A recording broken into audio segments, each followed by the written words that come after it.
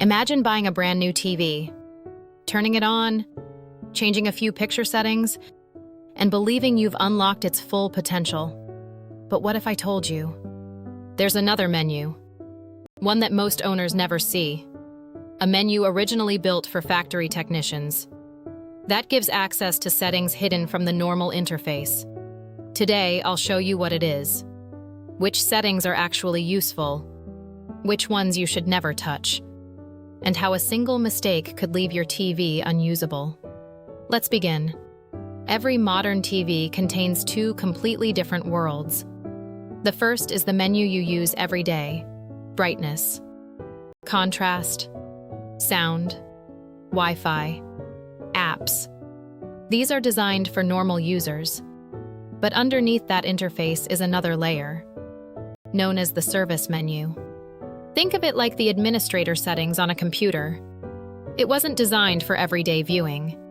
Instead, manufacturers use it during production, quality testing, repairs, and professional calibration. That's why many of the options you'll find here don't appear anywhere else. Some control the hardware itself.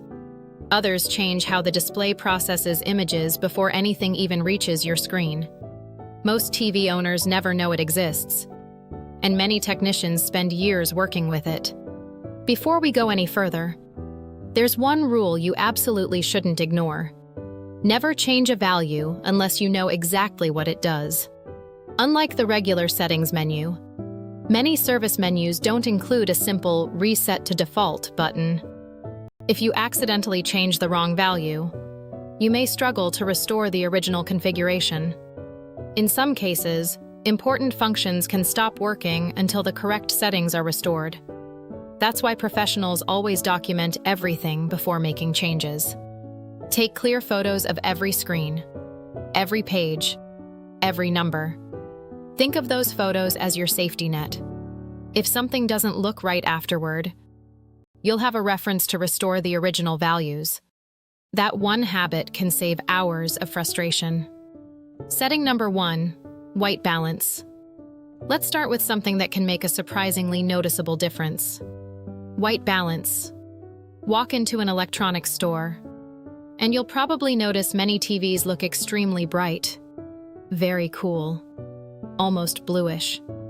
That's not an accident. Many TVs are configured with a cooler color tone because it stands out under bright showroom lighting. At home, though, that same look can make whites appear colder and skin tones less natural. Professional calibrators often adjust white balance to achieve a more neutral image. The goal isn't to make the picture more colorful. It's to make colors look closer to how they were intended. Clouds appear more natural. Faces look healthier. Snow looks white instead of slightly blue. Keep in mind that every TV panel is different. Small adjustments can have noticeable effects. Large changes usually aren't necessary. Setting number 2, backlight limit.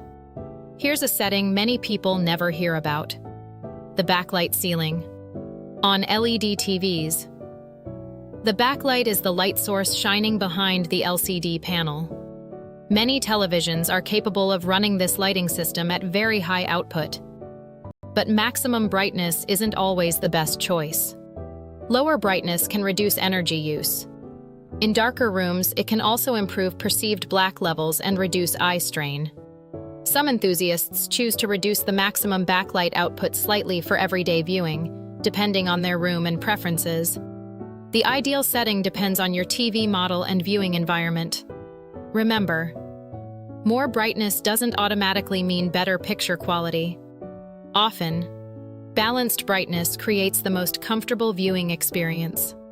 Setting number 3, motion processing. Have you ever watched a movie and thought it looked more like a daytime TV show? That's usually caused by motion processing. Manufacturers use sophisticated algorithms to insert or estimate extra frames between the original ones.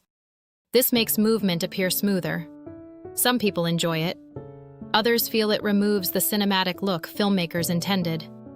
Many TVs let you reduce or disable motion smoothing through the normal settings. On certain models, Technicians may have additional motion-related controls available in the service menu. These options vary widely by manufacturer, and many should be left unchanged unless you understand their purpose.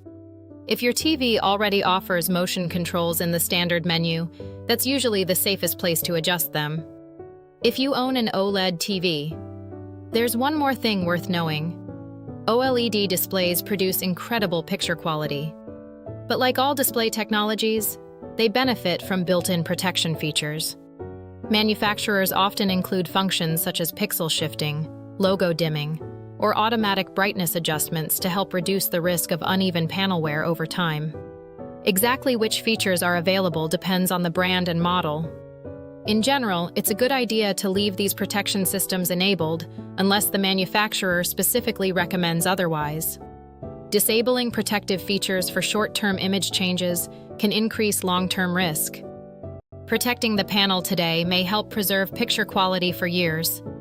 The service menu isn't for everyone. If your TV already looks great, there's no reason to start changing random values. Most users can achieve excellent results using the normal picture settings. The service menu should be approached carefully, primarily for diagnosis, calibration, or manufacturer-approved servicing. Curiosity is fine. Guessing isn't. A few minutes of experimentation can sometimes create hours of troubleshooting. The hidden service menu isn't magic.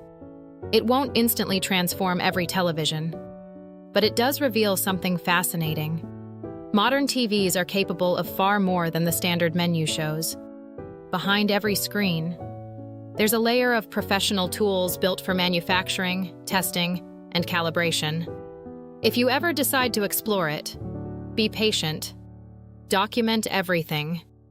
And remember, the safest improvement is an informed one. If you found this video helpful, let me know your TV brand in the comments. LG, Sony, Samsung, TCL, Hisense, or something else. I'd love to know which models viewers are using. And if you'd like more practical TV tips, hidden features, and home tech guides, consider subscribing so you don't miss the next video. Thanks for watching, and I'll see you in the next one.